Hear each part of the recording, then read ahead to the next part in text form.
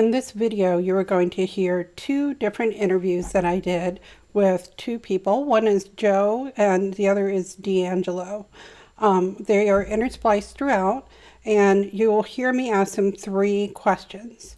These questions are there to help me understand what are the needs of the people who are taking the course. And I think these two interviews are really great because you hear people who give very different answers, and yet you can imagine a single course that both of them would love. And so I want you to think about what kind of course would you build based on the answers that you're hearing from these conversations that I'm having. The premise of doing needs assessment is that you don't actually know what people really need until you ask them. So the goal of doing these interviews is to get them talking. Throughout this, I want you to hear, what tools am I using to keep them talking? What tools am I using to sort of minimize my own role in the conversation and let them take the lead? And how does this conversation really help to focus on uncovering their needs? Because this is the skill that you need to learn, and it will be very tempting to try to solve the problem of the people you're listening to, but this is not the place. That is not the role of this conversation. The role of this conversation is to uncover their needs, be a great listener. Okay. So I have your name here, and can I have your permission to add you to my mailing list? Sure. Okay. And can I get your email? You don't have to give me your actual email if you prefer to. Yes, definitely. Okay.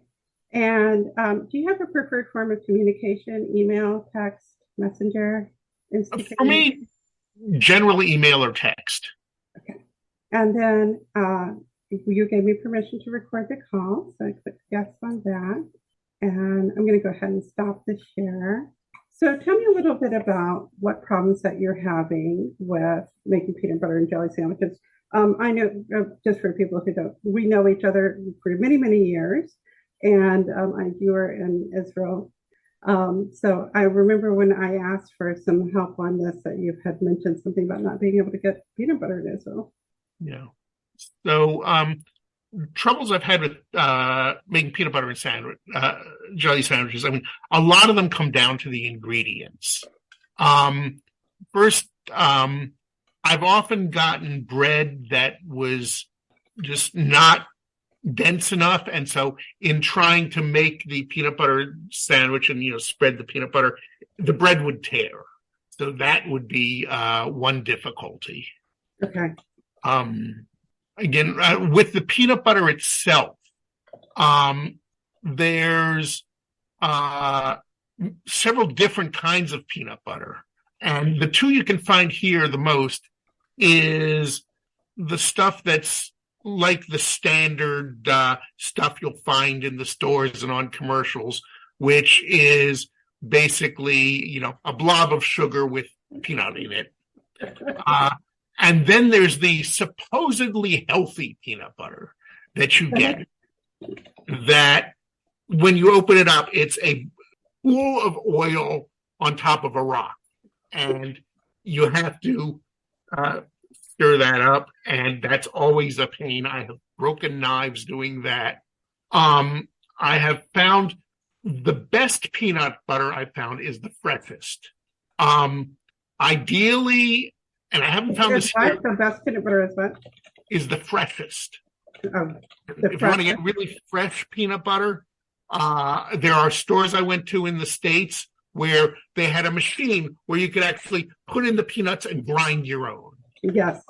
And that is the best. The texture is wonderful. By the way, if that stuff sits around for a long time, it turns into the stuff with the oil and the rock, which that stuff, it should not be eaten. It might be useful as a building material. If you're fighting your peanut butter, you're having a different problem. So, get the good stuff if you can. Well, what about the other? So you said the bread and the peanut butter. What about the jelly? The jelly, that again is an interesting problem. Again, if you just kind of blindly grab the default jelly, it's going to be something like sugar with it's almost like Jello. It's not great stuff. Now there are I go for jams rather than jellies usually, which are have they're just all fruit, and there are some all fruit brands you can get in the States. Those are what I go for. Don't go for the stuff that's heavily with sugar. One thing I have found here actually is date butter that is wonderful. It's actually this stuff where it looks like apple butter, kind of the same kind of thing. It spreads nicely. And one thing we have with products here is that we have these labels. Like here's a green label that. What kind of butter is that? This is date butter. Oh, date butter. Dang, yeah. That sounds delicious. And it's really healthy. It's just ground dates, and it's pure stuff. You have to have like really pure stuff to get the green label. Otherwise, products will have red labels that'll say there's too much sugar, there's too much salt, there's too much fat. Oh, so it's always look sort for of the similar green to like an organic label in the States? Yeah. But it's government controlled, and it's that's how I find the good stuff. I don't actually see the label on the peanut butter that I use. I think it's covered over by the price, but that too, and I get the bread that is as healthy as possible. And so that's And do you determine that by the label? Yes, often. My Hebrew is not yet good enough to really read the ingredients, so I look for the green label. Okay, perfect. Okay, so now I'm gonna. Is there anything else that you want to say about your problems with peanut butter and jelly sandwiches? Another one is I had to really learn how to put it together because especially if you get these slightly goopier peanut butter. Once you put it together, and it sprays out and gets all over everything. That's not good. Okay. So tell me a little bit. Let me just summarize. The bread tears, the peanut butter can be gloopy, the jelly can be too sugary, and then the whole thing can just be messy. Yeah. Tell me a little bit about what your problems are with making peanut butter and jelly sandwiches. Oftentimes when I make my sandwich, it is either too much peanut butter or too much jelly. I struggle sometimes to get the proportions right. What kind of peanut butter and jelly are you using? Jiffy peanut butter or Peter Pan peanut butter. And I can't remember, it's not something like Welch's. I use Welch's jelly, I guess. Welch's jelly. Yeah. Okay. What about bread? I prefer honey wheat. I can't remember the name of the brand off the top of my head. And have you ever used any other ingredients other than these like kind of off the shelf products like that? You mean as in use Nutella or? Yeah. Is that what you're asking? Yeah, exactly. Or other brands. I've used honey. Brands. Yes, I have used other brands, but not discriminately. It was, what I grabbed or what was available at the time. So your biggest issue is the proportion of ingredients. Yeah. Yes. Okay. And then what have you done to try to solve the problem? Well, you actually sort of mentioned a bunch of things like, trying to use the green label stuff. So yeah, the best things are it's getting the good ingredients. I mean, one thing I learned living in California was the first law of California cooking, which is get the best ingredients you can and don't mess with them too much. So I get, the good peanut butter that's it's not quite as good as the fresh, but it's still in a good form. It's a little gloopy. And then I don't just get, the regular white bread, but I use this serious bread here, with it's whole grain. It's got nuts and my Hebrew being what it is, I'm not entirely sure what all is, but it's healthy and delicious.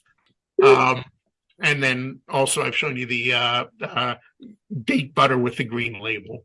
Teaching you enough Hebrew to read labels maybe outside of the scope of the course. Uh, Have you done anything to consider solving the problem other than, working on your own to try to find the best ingredients?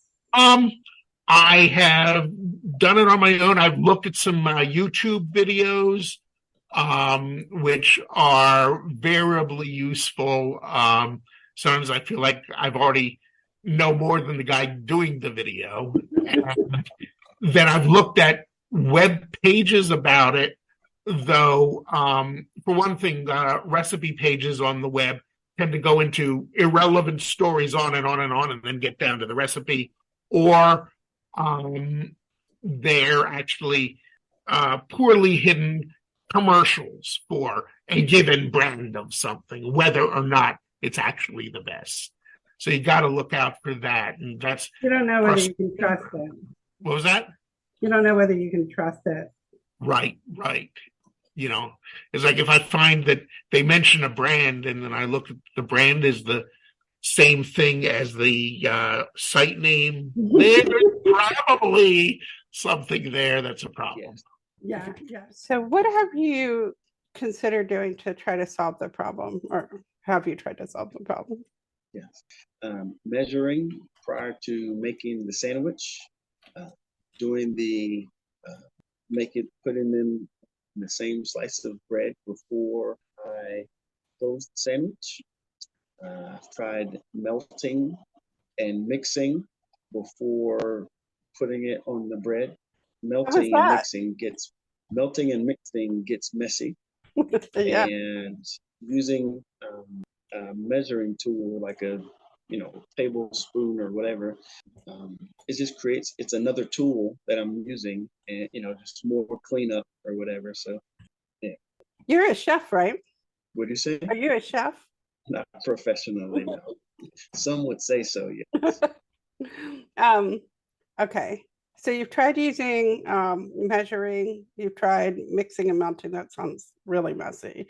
But it could be good. I've never tried that before. Any other things that you've considered, like as far as like education approaches? Because we're working on making a course. So is there anything that you've considered, like reading blog posts or anything like that?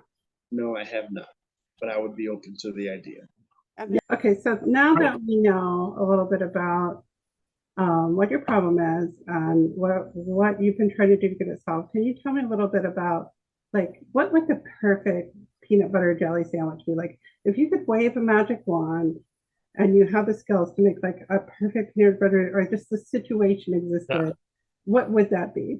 The perfect peanut butter and jelly sandwich would have, well, for one thing, the bread would be good solid bread. It wouldn't tear. It might be slightly sweet, but not overly so, since there's enough sweetness in the other things. The peanut butter would be that fresh ground stuff. Ideally, if I could, put it in the hopper, ground the peanuts directly onto the sandwich, that would be amazing. And then that doesn't exist there. What was that? That doesn't exist there. It probably exists. I haven't found a home grinder that's proper, and also the home machines that I've seen don't work evenly, and the results are not good. Okay. So, but if I go to, they don't have like the ones at the market like they have at Whole Foods here. Oh, especially Whole Foods. That's my favorite.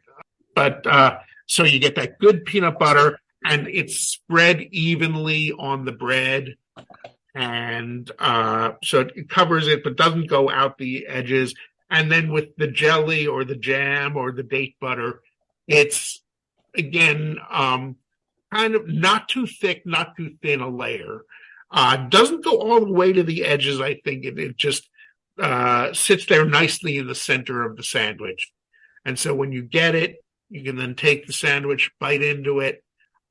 You get pretty much all the flavors evenly and no mess. And do you feel like you described, like just what the sandwich itself would be like, but for you personally, like how would you feel if you had a sandwich like that? Oh man, it would be, it's like, the image in my head is from Dastardly and Muttley, where the dog has a snack of, ooh, it's just that completeness, that sense of, I have now had a sensory experience that is exactly what I dreamed of. Oh, that's a great image. The sandwich of your dreams. Yeah. Oh, okay. So this was wonderful. Would you like me to reach out to you when the course is ready? Yes. And thank you for your time. I appreciate that. Is there anything else that you want to say about all this? Um, Not really. I'm always looking to learn out more about peanut butter and jelly. I mean, eventually I would hope to become a sort of a peanut butter evangelist of my own. What if you were able to get the proportions right? What if it was like a magical world where somehow all your peanut butter and jelly sandwich problems were solved? What does that look like? Uh, Everybody's doing peanut butter sandwiches.